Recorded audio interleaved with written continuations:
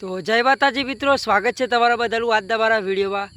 તો મિત્રો આ 1-2 મિનિટનો વિડીયો તમે પૂરેપૂરો જોજો, કેમ કે મિત્રો આજે રાતે જાગરણ છે અને આપણે બધાને આજે રાત્રે જાગવાનું છે, કેમ કે આપણા ઘરે અથવા આપણા આડોશ પાડોશમાં મા દશામાની પધરામણી કરી હતી આપણે દિવાસાના દિવસે, અને આજે મૂર્તિનું આજે રાત્રે વિસર્જન કરવાનું છે। તો તમે આ વિડીયોને ખાસ એટલે જોવાનું કહું છું, કેમ કે હું તમને સરસ મજાની આજે માહિતી આપવા જઈ રહ્યો છું।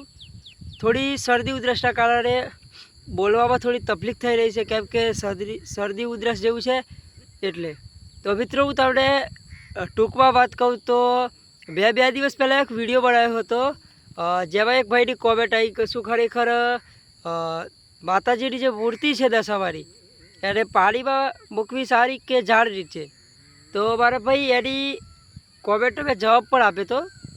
તો એમણે કોમેન્ટ તો જોઈ હશે, કદાચ મારો વિડીયો એ ભાઈ જોઈ રહ્યા હોય તો ભાઈ તમે કોમેન્ટ કરી બરાબર કરી, કેમ કે આ પ્રશ્ન બધા જ લોકોનો હોય છે કે મૂર્તિને પાણીમાં વિસર્જન કરવી કે ઝાડ નીચે મૂકી દેવી। તો એમાં કેવું છે કે જો તમે કદાચ તમારા આસપાસમાં નદી છે અથવા કોઈ શુદ્ધ તળાવ હોય તો તમે એ તળાવમાં અથવા તમે નદીમાં પણ પધરાવી શકો છો। કદાચ તમારા ઘરે જો કુંડ બનાવેલો હોય તો કુંડમાં પણ તમે પધરાવી શકો છો।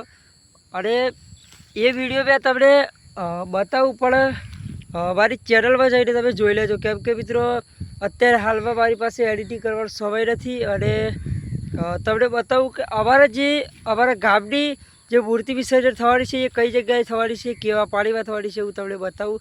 તો અમારે અહીંયા મહીસાગર નદી છે, તમે જોઈ શકો છો અમારી અહીંયા મહીસાગર નદી છે। તો અમે મહીસાગર નદીની અંદર મા દશામાની મૂર્તિને વિસર્જન કરીએ છીએ, કેમ કે મિત્રો તમને બધાને ખબર જ હશે કે મહીસાગર નદી એટલે મહીસાગર મા તરીકે ઓળખાય છે, કેમ કે મિત્રો અમે અહીંયા રહીએ છીએ તો અમારા જિલ્લાનું નામ પણ મહીસાગર જિલ્લો જ છે, અને અમે મહીસાગર માને માનીએ છીએ, સેવા પૂજા કરીએ છીએ।